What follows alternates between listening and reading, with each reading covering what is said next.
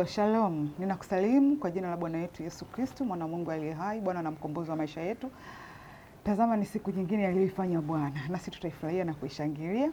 Mungu amenipa tena neema na kibali cha kusimama mbele yako wewe, mtu wa Mungu mtakatifu, mteule wa Bwana, uliyenunuliwa kwa damu yake ya thamani.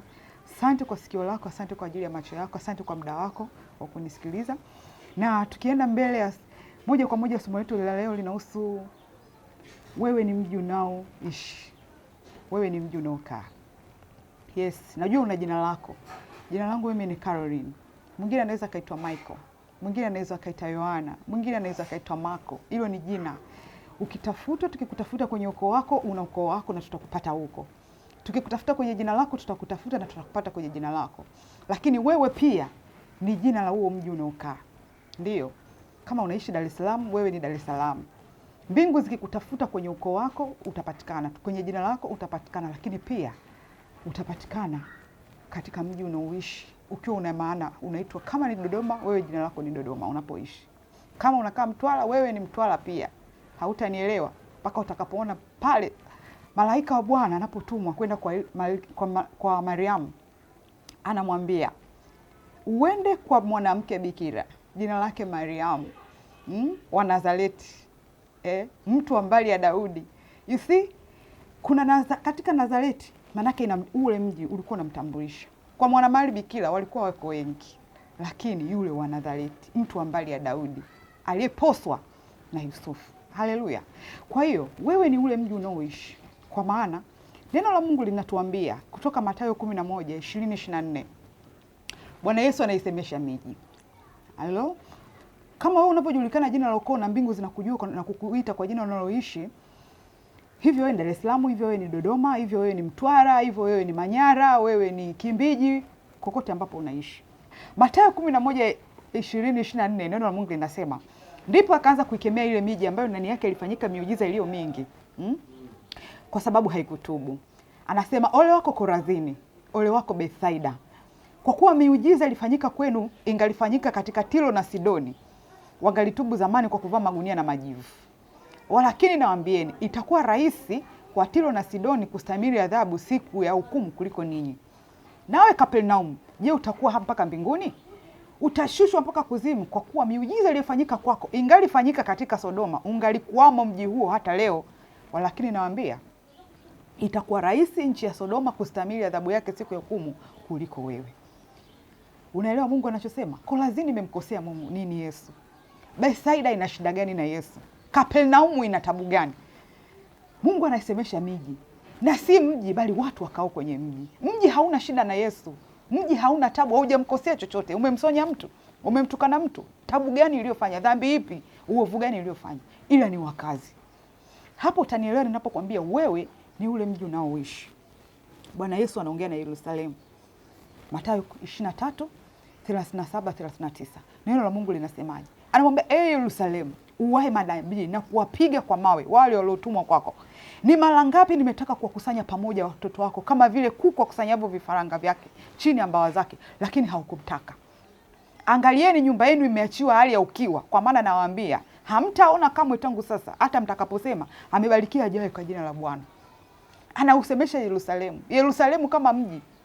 Yerusalemu umemkosea nini Yesu? Yerusalemu umempiga nani mawe? Na anawaambia kwamba unawapiga mawe, unaua manabii wangu unaowaleta Yerusalemu. Yerusalemu kama mji una shida gani? Lakini ni wale watu wanaokao katika mji. Anaona Mungu akitaja mji fulani, Yesu hataji jina la mtu. Nyinyi kina Yohana, nyinyi kina Mathayo, mmewaua na kuwasubisha manabii wangu. Anataja Yerusalemu. Anasema Korazini, anasema Bethsaida, anasema Tiro na Sidoni. Hakuna makosa, hawa hawana shida, mji hauna shida. Watu na wakazi wa huo mji ndio wenye shida, ambao wao ndio wanafanya dhambi na uasi. Sodoma na Gomora ilichomwa moto sio kwa sababu ya dhambi zake kama mji, lakini ni kwa sababu ya dhambi na uovu wa wakazi wa Sodoma na Gomora, wakazi wake. Na ndio maana kwenye conversation malaika alikuwa na negotiate na Ibrahim, kwamba wakikuta watu 50, wakikuta watu 30, wakikuta watu 20 wenye haki katika huo mji, je, mji utaachiliwa? Kwa hiyo si ulivyopigwa kiberiti, ni kweli mji ulihusika kuunguzwa, lakini waliofanya matendo ya dhambi si mji kama mji, bali ni wakazi. Ndio maana ninapokuambia mbingu zikikutafuta wewe Joni, zikikutafuta wewe Yohana, zinakutafuta Dar es Salaam. Mungu anasema na Dar es Salaam. Yaani baadaye Yerusalemu hapa Yesu angesema Dar es Salaam, Dar es Salaam.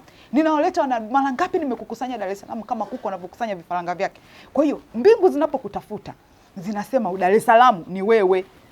Wewe ni Joni, ni kweli, ni ukoo wako Masawe, ni kweli, lakini mbingu zikikutafuta wewe ni Dar es Salaam. Kwa hiyo wewe ni huu mji unaokaa.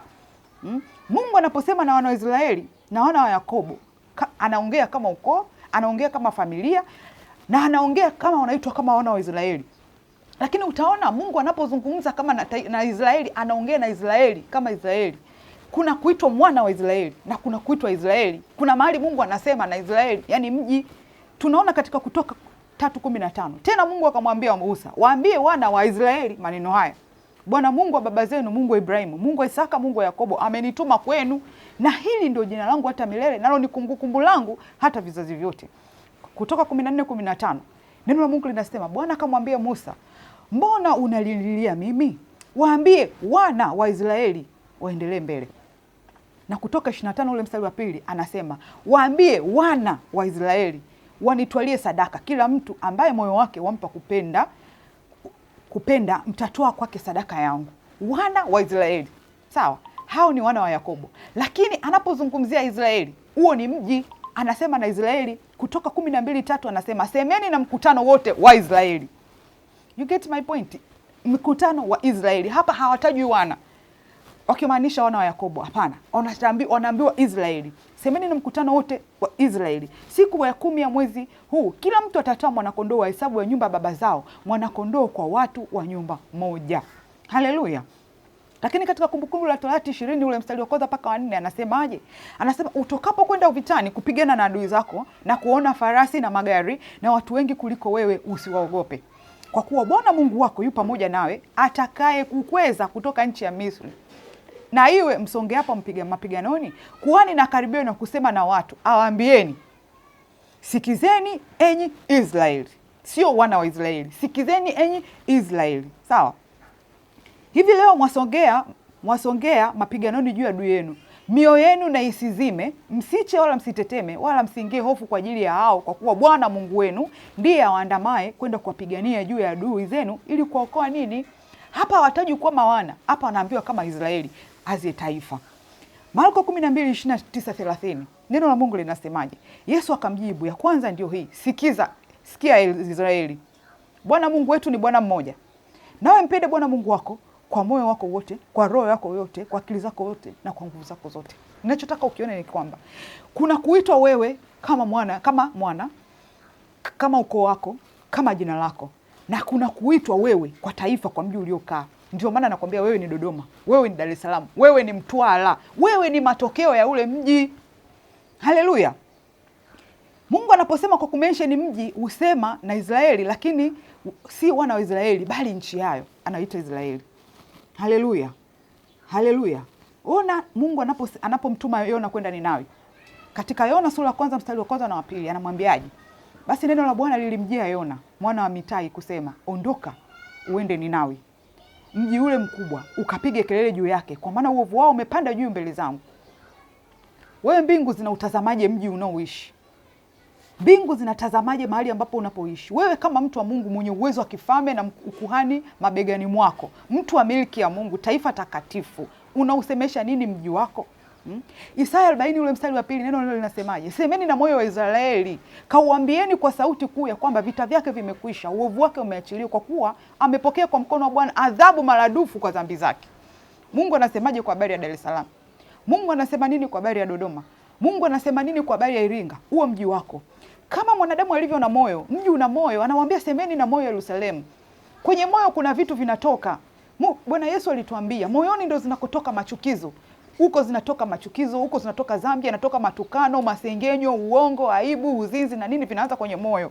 Kwa hiyo kama moyo, mji una moyo, kama hapa anavyosema sema na moyo wa Yerusalemu, moyo wa Dar es Salaam, moyo wa Dodoma unasemaje? Mji wako wewe unaoishi, ambao ndio wewe unaokuwakilisha. Mbingu zikikutafuta, zinautafuta, kando la kutafuta zinakupata wewe pale. Kama vile mtafuta Mariamu zikasema zikampate Galilaya. Wewe Mungu anapotamka kwa habari ya Dar es Salaam, sema na moyo wa Dar es Salaam. Moyo wa Dar es Salaam unatamka nini? Hivyo vitu moyo wa Dar es Salaam unavyovitoa ni vitu gani? Unaona uzinzi, unaona ubakaji, unaona watu wasiojulikana katika mji wako. Vitu vinapopatikana katika ule mji vinakuhusu 100%. Usione watu wanapotea, usione watu hawapatikani, ni kwa sababu ya moyo wa huo mji nini kinachoachilia. Moyo unatoka ubaya wa kila namna, na moyo wa mji wako unaweza ukatoka. Kwa hiyo wewe kama mtu wa Mungu, mji wako unasema nini? Na wewe uliyepo pale unasema nini? Wakati Waisraeli wanachukuliwa kupelekwa kwenda utumwani, Mungu anawaambia, kautakieni amani ule mji mnapokaa. Usiwe miongoni mwa wale ambao wanakaa kurusha maneno na kurusha vijembe na kurusha manunguniko na kurusha yani masengenyo kwa habari ya mji unaokaa. Badala yake simama kwa zamu yako. Kama Mungu aliwaambia wale wanaoenda mateka, kautakieni amani ule mji. Maana yake hata wewe unaoishi Dar es Salaam, pamoja na moyo wa Dar es Salaam kutamka maneno yasiyofaa, maana yake kuna watu hawajasimama kwa zamu yao kwenye maombi, kwenye kufunga na kumtafuta Mungu kwa habari ya kile moyo wa mji unatoa. Moyo wa mji unachokitapika ndicho ambacho sisi bibi na wewe kinatufeva ama kinatuingiza katika matatizo. Mungu akija kusambaratisha Sodoma na Gomora, hataangalia manunguniko ya watu wanaotenda dhambi. Hataangalia wewe umekaa katika nafasi ipi kama mtu wa Mungu. Haleluya. Maana moyoni hutoka mawazo mabaya, uuaji, uzinzi, uasherati, wivi na ushuhuda wa uongo. Moyo wa mji wako unaoishi unaachilia nini? Moyo wako mji wako unaachilia nini, mtu wa Mungu? Mimi na wewe leo ni nafasi yetu Mungu ametupa. Tusimame kwa ajili ya mji kwa kuomba, kuombea vitu vibaya vinavyotokea. Mungu airehemu nchi yetu, damu zinazomwaga zisizo na hatia. Hiyo ni nafasi yako kumwambia Mungu turehemu. Maana Mungu anaposhuka, ni kweli tunayo damu ya Yesu na kwamba siku hizi hatupigwi na kuangamizwa kwa kiasi kile cha zama zile. Lakini mtu wa Mungu, hasira ya Mungu bado iko pale pale. Mungu ni wa huruma lakini ana upande wake mwingine.